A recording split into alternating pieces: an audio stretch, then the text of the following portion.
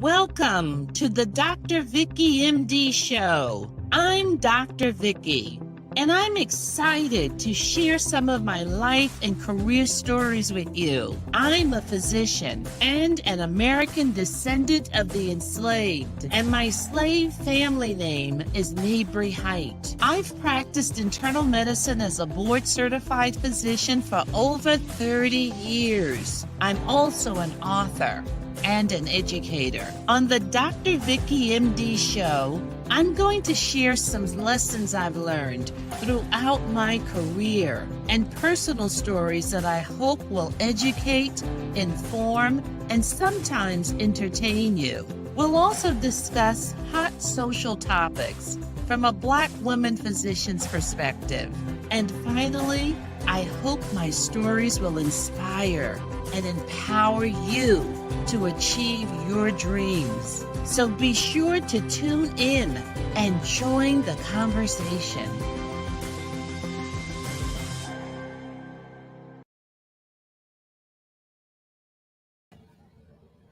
Hello, welcome studio audience. Thank you for joining us today. Today we're going to talk about the effect, what we think the impact of Roe versus Wade might be on poor women. And we have a guest with us today, Dr. Latanya Robinson Brown. And Dr. Robinson Brown, welcome. Thank you for joining us today. She got her MD degree from Meharry Medical College, and she did her residency and specialty training in obstetrics and gynecology at Howard University. And Dr. Robinson Brown has 25 plus years of clinical experience in OBGYN. So we hope we can get some information to our audience today on what the effects of Roe versus Wade might be on poor women. So I want to start with just asking, the first question is, just what's one way that you think we're going to see the effect of this reversal of this Roe versus Wade decision? Well, I know it will affect women who are less likely to have access to health care. It would greatly affect them. All right. And but we're seeing some of the effects really already. I think in the family planning clinics that are provide care in our communities, we're seeing fewer of them. And what's your opinion on that? Why that's happening? Yes, many of the clinics that were there were for helping not only to provide services for abortions, they were also there to help women with their family planning, with their medical needs that are not addressed for those people who are not economically sound to have care at larger facilities. These are local community clinics that they can easily access and get this kind of care, such as birth control, family planning, just annual well woman visits like pap smears, and follow up for pap smears. So it's not only just for abortions, it's for mainly those women to have access to medical care. Oh, okay. Well, that's great because we're seeing that effect already. Now, some of these, I'm wondering, are we going to go backwards though? Are we going to see more of what they call those back alley abortions that were really unsafe for most women? Do you think we're going to revert back to any of that? Yes, I really feel that we have stepped back in time, back to those days that some of my attendings used to tell me about, where women resorted to taking their matters in their own hands. We're trying to use methods, methods that people tell them what to do. Um, you know, um, taking drinking things or taking hurting themselves in other ways to prevent them from carrying the pregnancy. So I know that it was very scary times back then. So I feel like we're moving back into those days where women are not able to get the access to health care and get the access to have an abortion, if even in the time of even having um, a health issue, such as missed abortions, um, which is a pregnancy which would never go to term, but um, it has to be addressed by GYN in order for them to, um, I guess, help the woman's save her life by having a procedure that a physician has to be involved with, and also ectopic pregnancies, which are medical emergency, which will allow a woman to have a procedure to save her life. So these are procedures um, that the physicians are, some physicians are even hesitant about performing now, mainly because they have these laws in place to prevent them from getting the access to the health care that they need for these type of emergency procedures. So I see us slipping back into those old days. Yes, I do. And I'm very concerned about that. Okay. Well, now some of the states that really a lot of this now has been transferred from the federal government back to states, really deciding what's illegal, what's legal, and what restrictions they're going to place on things. Now, some states, for example, Texas, where you are, they even have what's called citizen enforcement, which any person that aids or abets an abortion, in terms of the even a healthcare worker assisting someone, is really suspect for being prosecuted, from what I understand. Now, is that your understanding Yes, with that? yes, that is one of the rulings of the Texas state legislature recently passed, where a physician who renders care to a female, but even if it is emergent, or to help save her life, these are criminalized. They're either they're fined or they're brought litigation against them. Um, also, are are also persecuted because they are not allowed to um, take care of these very sensitive issues with their healthcare provider, because their healthcare provider are very cautious about um, taking on the care and also helping them to get the care they need. Also, Dr. Vicky, whether you realize it or not, they also have a where a citizens, kind of like citizens who can actually call to report if they even know that someone, a female or a doctor, has performed a procedure for an abortion type procedure. They even are getting, from what I understand, they even get payment um, for telling on or alerting authorities to about their abortion efforts. So, of course, all of everyone, the medical community is very cautious, because you're not able to actually take care of your patients like you normally would in the past. This is this is good information. This is very interesting. I was not aware of that. That someone could just call in and report that something did happen, and it might cause that person to be involved in litigation of some sort. That's a new one. I know every state is different. Some are more restrictive than others. So one of the things is there's telling people that you can travel. Well, you can go to another state where they're less, lenient, where their abortions are, allowed, like California, for example.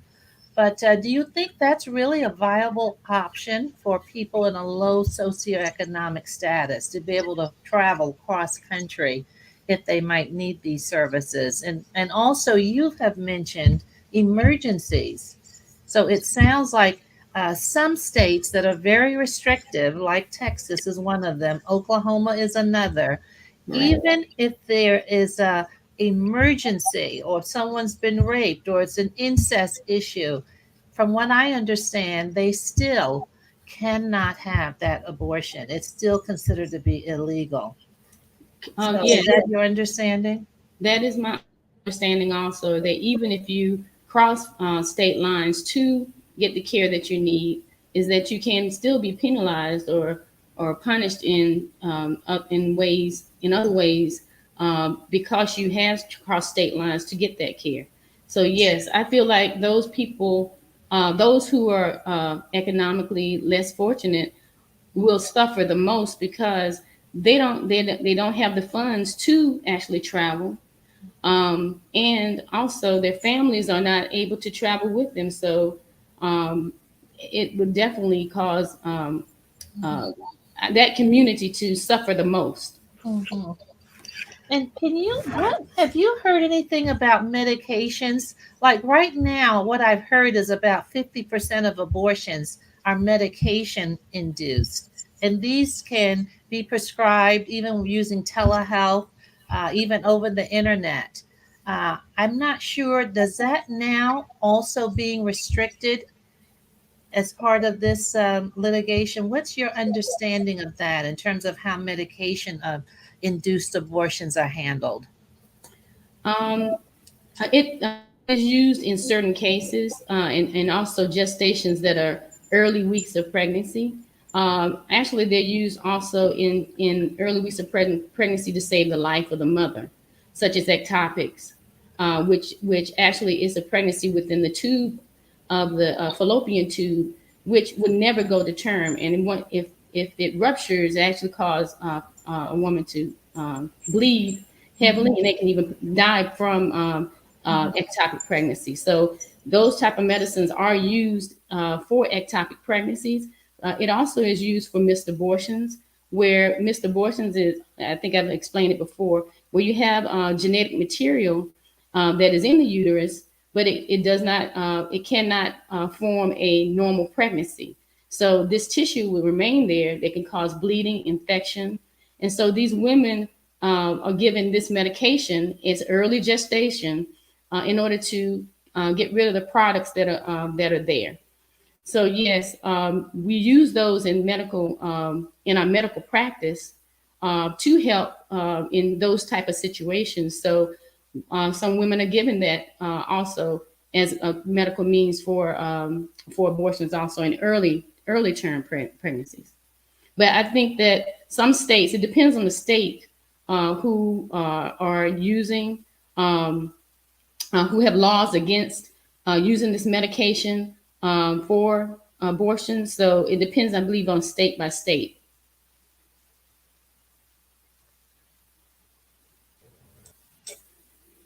Hold on.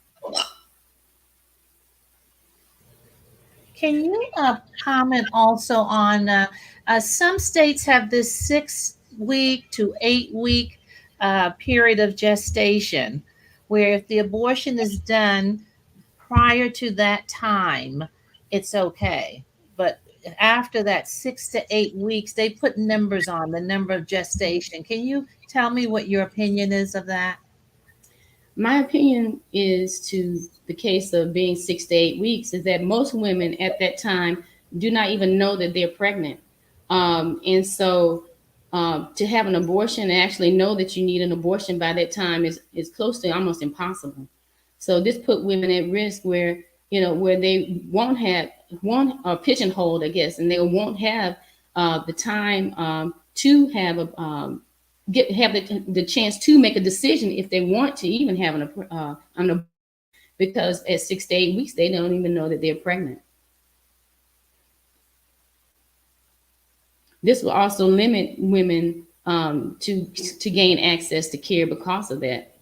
Okay. And it's my understanding also that some states are requiring 2 visits or something like that, which also apparently delays care. They have to have 2 in-person visits before an abortion can be done. So And that time, that also creates a delay in those appointments. And I would think that that would also have an impact if you have this 6 to 8 week limitation, also as a criteria.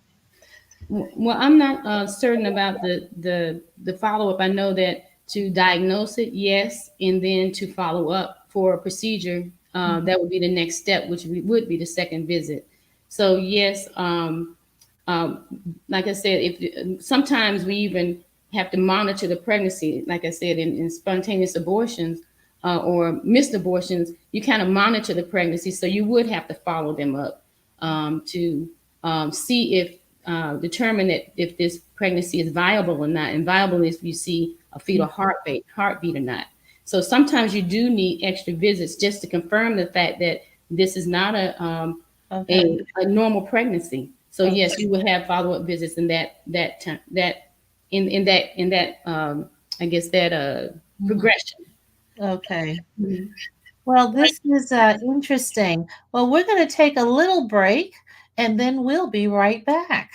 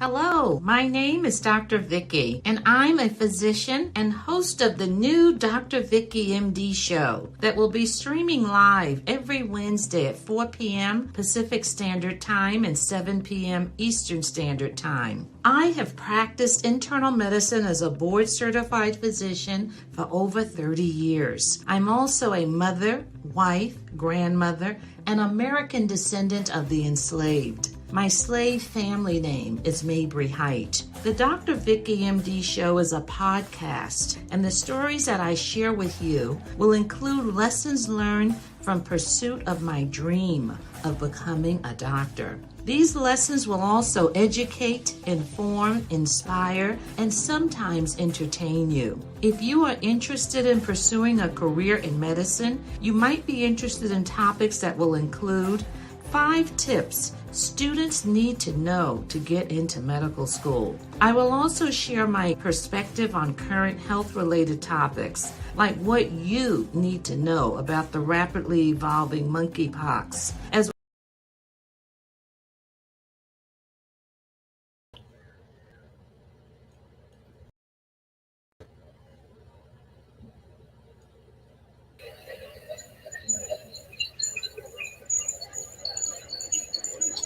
Bernard, okay, welcome back. Well, I must say I was surprised to see that Oklahoma, I think, is one of the most restrictive states because they have the part of their law is that reimbursing for abortions through insurance, they said, or otherwise, is also considered illegal, which means this would make even charitable donations to assist someone unlawful.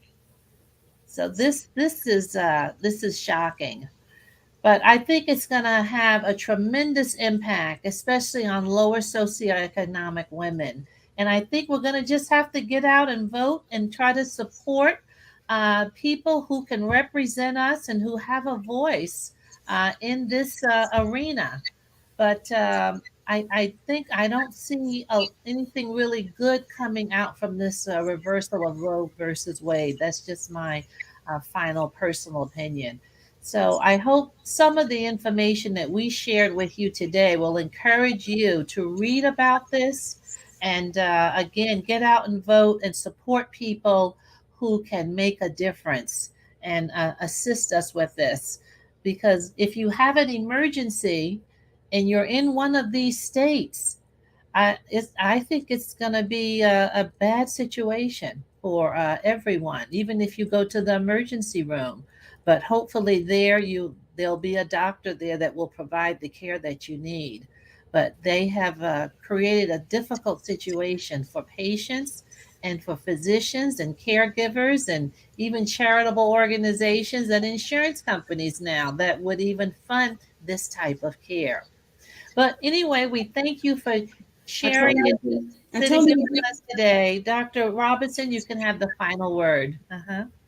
I think that we should all recognize and realize that this is something that affects females, and we do not know their economic, their social situations. This should be a personal decision, a choice that should be made by her between her physician and between the patient. And I feel that this is not a decision that should be made by others who do not have the understanding of that person's background, what situations they're living in, whether or not they're in an abusive relationship, whether or not they don't have the social means to take care of the child, whether or not they have a health issue that they cannot continue to maintain a pregnancy. So I think we should allow women to make that choice, have control over their own bodies, and make the decision with their physician and their family and the family that is involved. So we need to get out and vote for those for your best interests, for your own interests. Yes, absolutely. And then the final thing I would say, I think that probably preventing unwanted pregnancies right now is really going to be critical So probably using, you know, means that will help you with that. Any contraceptive means would be very important. That's a good conversation to have with your treating doctor right now. So we need to emphasize prevention, especially with them removing some of the family planning clinics from our communities. Well, anyway, thank you so much for joining us today. And hopefully, and thank you, Dr. Robinson, so much for joining and sharing your expertise with us. We are so grateful. Thank And we'll hopefully you'll check in with us next week on Wednesday, and we'll go from there. All right. Bye bye. Bye bye. Thank you, Dr. Mabry Height. Bye bye. I hope you enjoyed this episode of the Dr. Vicky MD Show. Join me next time as we continue the conversation. The Dr. Vicky MD Show streams live every Wednesday at 4 p.m. Pacific Standard Time and 7 p.m. Eastern Standard Time. The show welcomes suggestions for future episodes from our virtual studio audience. So don't hesitate to contact me at my email, drvickymd@gmail.com. If you enjoyed what you're learning, don't forget to hit the subscribe and like buttons so we can bring it to you every week. Tune in and join the next episode of the Dr. Vicky MD